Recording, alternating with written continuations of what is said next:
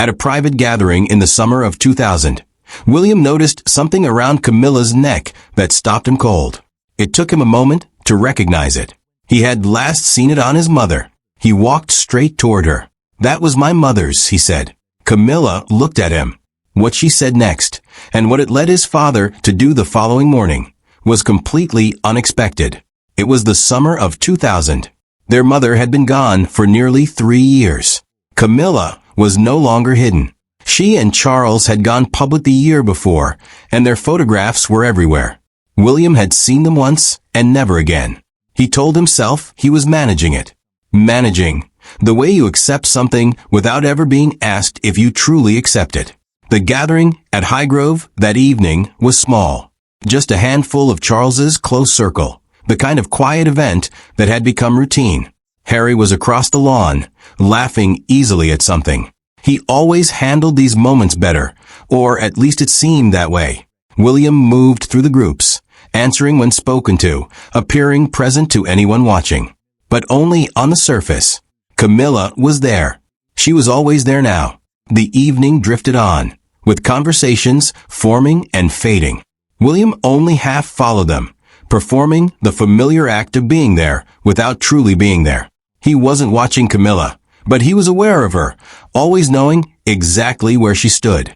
About an hour in, something caught his eye. At first, he couldn't place it. Then he looked again. It was the necklace at her throat. Nothing striking at a distance. A fine chain, a small pendant. But he knew it. He just needed a second to remember from where. His mother. A memory surfaced. Kensington Palace. He was 8, maybe 9. She was getting ready for an event. Standing at the mirror. He sat on the bed, watching her the way he often did. She fastened that same necklace and turned toward him, asking something simple. He couldn't remember the words. Something ordinary. But he remembered the necklace. The way it rested against her collarbone. The way she touched it lightly, just once, checking it without thinking. He had seen her do that many times. William stood still, staring at it, as if it might change if he waited long enough. It didn't. He set down his glass and crossed the terrace. Camilla saw him coming. Her expression shifted slightly, the subtle awareness of someone who understood situations quickly. She turned to him with a polite, measured smile. "William." He stopped in front of her. "That necklace," he said. She glanced down at it, instinctively aware now. "Do you like it?" she asked, her tone light but uncertain. "That was my mother's," he said. Not loud, but not quiet enough to go unnoticed. He hadn't planned to say it. The words came before he could stop them. For a brief moment, the air shifted. Conversations didn't stop, but something changed just enough for people to notice. Camilla held his gaze. "I know," she said after a pause. "Your father gave it to me." William didn't respond. He stood there for a moment, as if considering something more, then said nothing. That silence said everything. Camilla turned away first, returning to her conversation as if nothing had happened. Her voice remained steady. William walked off. Around them, conversations resumed, slightly too quickly, as if everyone had silently agreed not to acknowledge what had just unfolded. He went upstairs to his room at Highgrove and sat on the edge of the bed. He hadn't meant to confront her. He hadn't intended to ask questions. But once he saw it, he couldn't ignore it. He thought about the necklace. About his mother's hand brushing her collarbone. About how something so small could carry so much weight. He needed answers. He could have gone straight to his father, but he already knew what he would hear. A careful explanation. Controlled. Final. He needed something else first. He went to find a member of the household staff, an older woman who had worked at Kensington Palace during his childhood. He found her alone in the kitchen and closed the door behind him. He described the necklace. She listened quietly. "I think I know the piece," she said. "Was it my mother's?" he asked. "For a time," she replied carefully. "Yes." "What happened to it?" She hesitated. "There was a period when things were very difficult between your parents," she said slowly. Several items disappeared from her room. Things she had been given. She paused. "I always thought she gave them back, but I can't be certain." William stood still. "Did you regret it?" he asked. The woman looked down at her hands. "She asked about it once," she said. "Not directly. But I understood. Another pause. I think she did. William nodded. Thank you, he said. I'm sorry, she replied quietly. For what it's worth, he said. It's worth something. He remained in the kitchen for a moment after she left. He didn't have certainty, but he had enough. Enough to go to his father. He stood outside the study door, his hand hovering before he knocked. Not because he didn't know what to say, but because he did, and saying it would change something that might never be undone. He knocked. Charles was at his desk. He looked up. How was the rest of the evening? He asked, trying for normal. Camilla's necklace, William said. Charles froze. The one she had on earlier. Charles said nothing. He set his pen down slowly. Where did it come from? William asked. It's something I've had for a while, Charles replied. Where it came from doesn't really matter. William held his gaze. My mother had it, he said. For a time. She returned it, William added. Charles looked at him, and something in his expression shifted. A quiet recalibration. The realization that this was not a conversation he could control. Yes, Charles said carefully. She did. After an argument, William continued. A bad one. She gave it back in the middle of it. He didn't look away. She didn't mean it to be permanent. The room fell silent. Charles leaned back slightly. You spoke to someone, he said. Yes. Charles glanced toward the window, the dark garden beyond. It was mine, he said quietly. After she returned it, it was mine. I know, William replied. Then you understand. I understand that you gave it to Camilla, William said. That's what I understand. Silence again. Did you think about what that meant for us? William asked. For me and Harry? Charles didn't answer. I was 8 years old, William said. I sat on her bed and watched her put on. A pause. I recognized it tonight.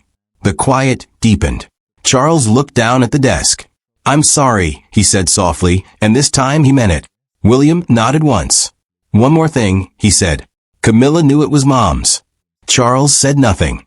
Did she ask you about it? William pressed, or did she just not mind? Still no answer. William gave a small nod and turned to leave. That night, he didn't sleep. He lay awake in the dark, replaying everything. His father's words, the woman in the kitchen, and his mother, touching that necklace lightly at her collarbone before turning away. He thought about how she had given it back, not because she wanted to, but because pain makes you let go of things you don't truly want to lose. And now it was on Camilla. Not stolen, not taken, but wrong. He couldn't fully explain why it felt wrong. He just knew it did, and he knew he couldn't ignore it. By morning, he had made his decision. Charles was at breakfast alone when William came downstairs. He looked up, carrying the quiet tension of someone who hadn't slept but wouldn't admit it. William sat down. He didn't reach for coffee. He didn't look out the window. He looked straight at his father. It shouldn't be on her, he said. Charles met his eyes. William. I'm not making a scene, William interrupted calmly. I'm not threatening anything. I'm telling you how it is for me. A pause. She wore something that was Mom's. Another pause. Whether she gave it back or not, I remember it on her. Harry would too, if he saw it. Charles stayed silent. I'm asking you to sort it out, William said. That's all. Charles studied him for a long moment. Not the request itself, but what agreeing to it would mean. You're asking me to choose, he said quietly.